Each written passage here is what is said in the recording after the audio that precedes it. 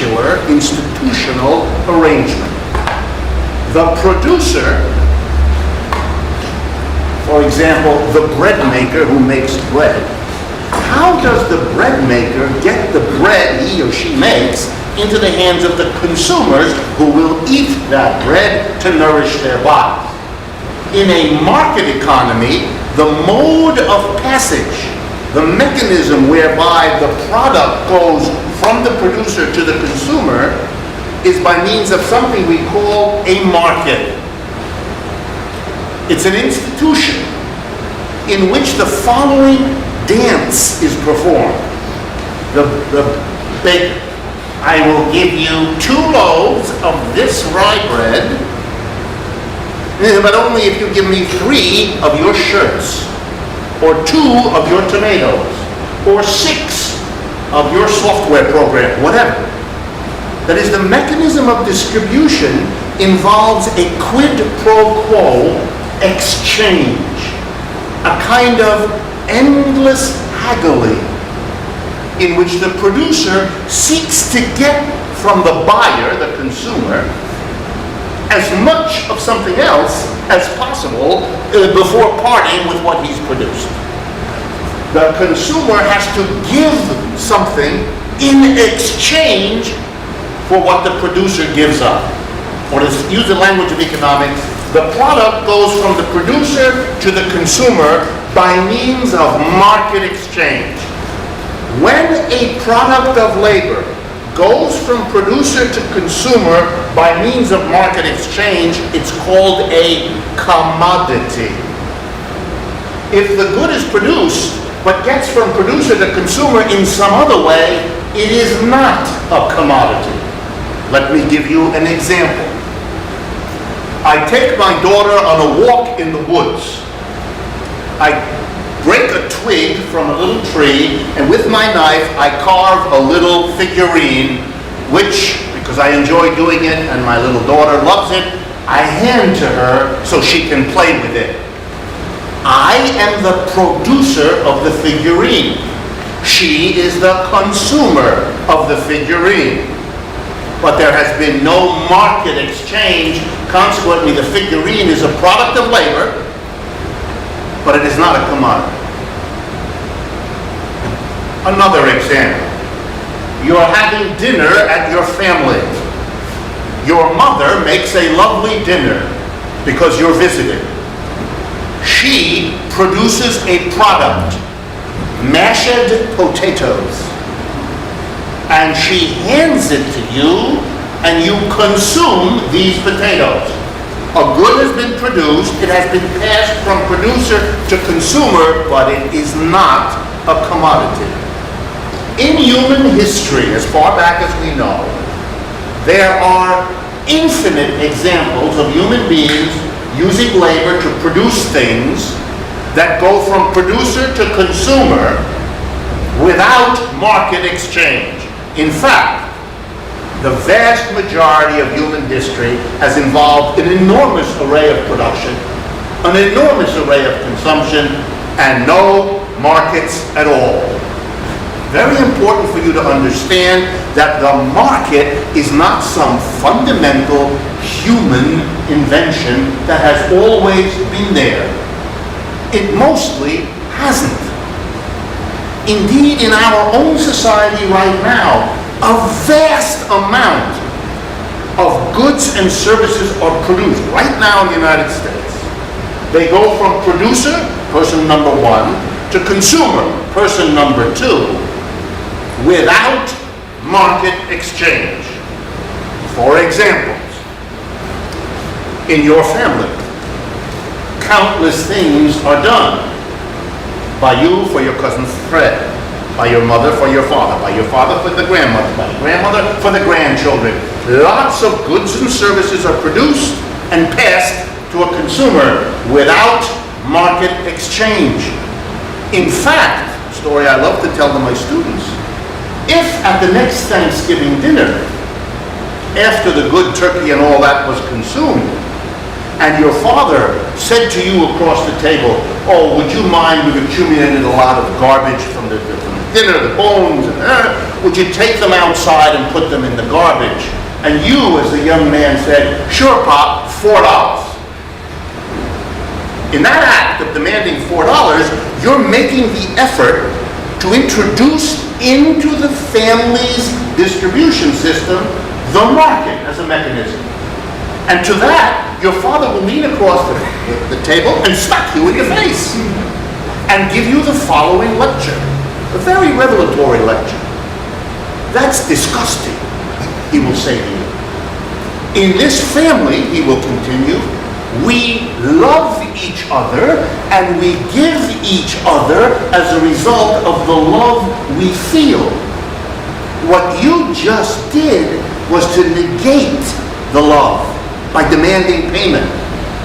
What your father is saying, for which he could be arrested, is that love and markets are incompatible institutions inside the family. We Marxists say, outside too. Think about it. Think about it. In any case, Marx is clever, and he has noticed, as many before him did, and he gives them credit, that one of the remarkable things about capitalism is that it has gone further than any other system in commodifying human labor. That is, making the goods and services that are produced into commodities. And what does that mean? By making sure that the mechanism that gets goods and services from producers to consumers is quid pro quo exchange in a market. Capitalism has expanded markets. But remember, for Marx, that doesn't negate the fact that in modern society, as through history, much more in the way of passage of goods from producer to consumer happens in non-market forms than in market forms. It's a particular and peculiar way. Let me quickly, because I don't have time, give you examples of other systems. In many societies, the producers get together at a certain time, collect all that they've produced, and then how is it distributed? By a priest, by a council of elders, by a drawing of straws, by a notion of what's an appropriate customary distribution. All of those have been used for thousands of years in an endless variety of societies to accomplish the distribution from producer to consumer. Markets are not necessary, markets are not prevalent, markets are no more or less efficient than anything else. And they haven't pleased human beings any more than non-market mechanisms have, if we look at the long sweep of history. So Marx is going to begin with commodities, but he's going to debunk the whole business all at the same time. That we do not, as he will say a little later in Volume 1, he doesn't want us to fetishize commodities. He doesn't want us to get all weirded out as if there's something fetish-like about a commodity. All a commodity means is that a society has chosen a particular way to get goods from producers to consumers by means of endless haggling. Now a step back, I can see from some of your faces, to give this a context. Precisely because markets were not, prior to capitalism, a major way that goods and services were distributed, the arrival of capitalism, which, as you're going to see later from Marx, has nothing to do with market exchange. Nothing.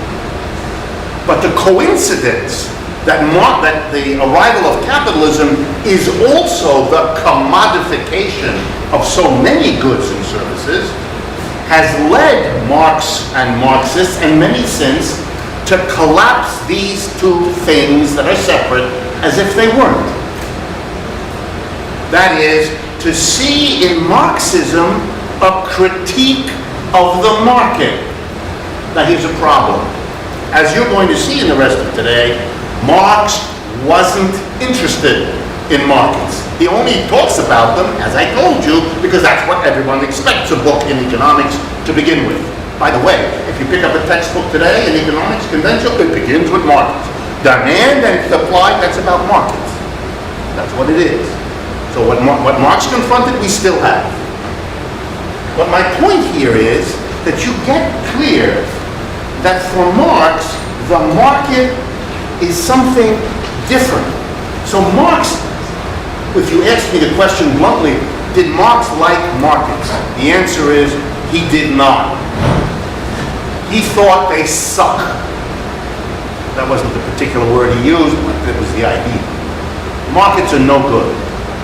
And by the way, he didn't hate markets because of how they got the goods and services distributed, although he made criticisms of that too. He was more almost aesthetic in his horror of markets. A little bit like that father at Thanksgiving. To set up a market means that you set up everybody in the following endless quest, which you should all recognize because you all do this. You enter into countless exchanges in your life, countless moments with another person where you are engaged in a market exchange with that person. And that market exchange has the following rule which governs your behavior. I want to give as little as possible to this shithead and get as much as I can from him. What kind of human relationships are going to be built up among people if the way that they distribute the goods and services they all need amongst each other is premised on this peculiar enmity approach? Compare that to a system in which the elders of the community, based on a notion of what's appropriate, what's needed by different people, distributes goods and services around by some concept of need, of appropriateness, of custom, of fairness. There would be problems with that system too, of course, but you can see why a Marxist, almost on an aesthetic grounds, finds this peculiar institution odious. But actually, if you want criticisms of market, don't read Marx. You don't need Marx. The critique of markets is hundreds of years older than Marx. Markets come into middle to late feudalism all over Europe. Some of the greatest writers, for example, if you want an analysis of the horror of markets, read the French novelist Balzac, who was admired by Marx precisely because his novels made such staggeringly appropriate criticisms. There's a whole tradition in European literature of denunciation at the height of feudalism, of the crumbling of the old feudal order as it is being invaded by the grubby merchant, instead of being driven by the noble ideals of chivalry in feudal and medieval Europe, of noble behavior according to the dictates of God. Instead, everybody's haggling. For those of you that are interested, those parts of European feudalism that were never allowed to become lords and serfs because they weren't Christian, ended up being the merchants, Armenians, Greeks, Jews. So the horror of this new trading system got attached to the individuals who were the early traders. That's the origin of European anti-Semitism, with its long, horrible history. The Jews were the bringers, and they weren't the only ones, but they were the bringers of the trading mentality, which was seen to undo the old feudal society governed by the dictates of religion and morality and ethics. Nothing was more horrible, to say Thomas Aquinas